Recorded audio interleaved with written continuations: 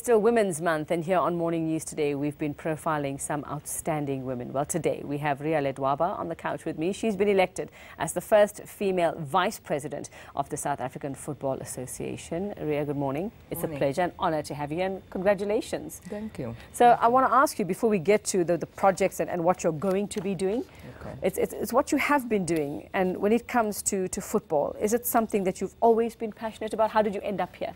Well, been passionate all my life, you know, it's part of me. From an early age I was following my four brothers that played football. There was nothing, no sports there except soccer, so that's how I got in love with football. Was it difficult for you though, difficult as a woman, especially when it comes to football and in that fraternity, moving in those circles? Yes, of course, it's always difficult to get into a male-dominated industry. Men wondering what are you doing in their industry, women also wondering what this woman is doing in a male-dominated industry. Very difficult, but it's a sport where you need money to transport your players to various venues to play there. So you need to feed them, you need to provide clothing for them to play. So it is indeed a very difficult industry. So what would you say was your secret to success or getting there?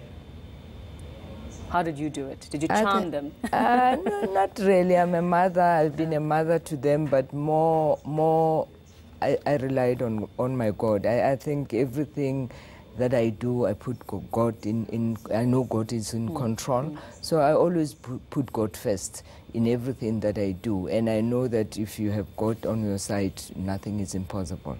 Well, it certainly seems, Ria, like you are using your path to where you got to actually empower other women in the sport as well, and bring other women into it. You're going to be starting, you've already started a 6-week football roadshow that ends in the middle of September. Tell us about this roadshow and what your aim is. Well, when the president gave me the responsibility to look up to women's football, that's the first thing that I did. I said the first thing that I must do is to go to where the players are playing, where the teams are, and find out exactly what they are doing, what their challenges are there, and also give them what we are doing at head office. There are many things that I discovered in my 2 meetings that many clubs are not aware of. For example, the Legacy Trust, the money that was left by the World Cup, you know, they didn't have an idea how to apply for that. The High Performance Center, where we have put 25 girls, they didn't know how those girls were selected to that. You know, the national teams, you know, questions were raised. How are these players, how are coaches selecting these players if we have never seen the coaches in our areas? So there were these many things that they needed answer from. But one of the issues that we were discussing with them is the anticipated new national league that we want to establish in 2019. And as part of this, you also want to have parallel women's leagues for all the male versions that we see at the moment. I mean, that's a long time. That should have been done a long time ago.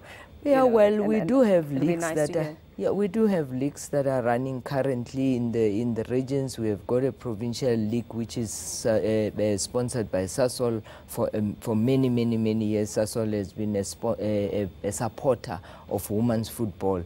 But there has been a gap between the national teams and that league. Then we said we need to have either we call it a professional league or we call it a national league, but that league is very important for South African Football Association. And you see we haven't qualified for the World Cup with Banyana. Yes, we have gone to the Olympic twice, but the biggest football event is the World Cup. So we want to create that league so that we are able to, we have a base, we have a platform where our girls can now be able to go to the World Cup. Well, I think if you take all the money we put into Bafana and put that into Banyana, we would make it. I'm going to put you on the spot, don't you think so? Yeah, I think so, but unfortunately that's not what the market thinks. The market look at Bafana all the time. When you look at sponsors, they don't consider women's football as an event, but they only look at Bafana. That is why SAFA is actually run by the sponsor for Bafana. So the difference between the sponsor that you get for Banyana and the sponsor that you get for Bafana, the gap is quite huge. That's why you hear people complaining Banyana getting little, but it's because of the sponsor that Bafana has got. They have to get that, and they share that equally with the other under national teams. Yes. All right. Well, if anybody can elevate them to the status they need to be, I'm sure you can, Ria. But and I wish you all the luck. We need to do that. We need to do that. I wish you all the luck with your projects coming up. Thank and you. it's been an honor chatting to you. Thank you very much. Thank you very much. Ria Ledwaba.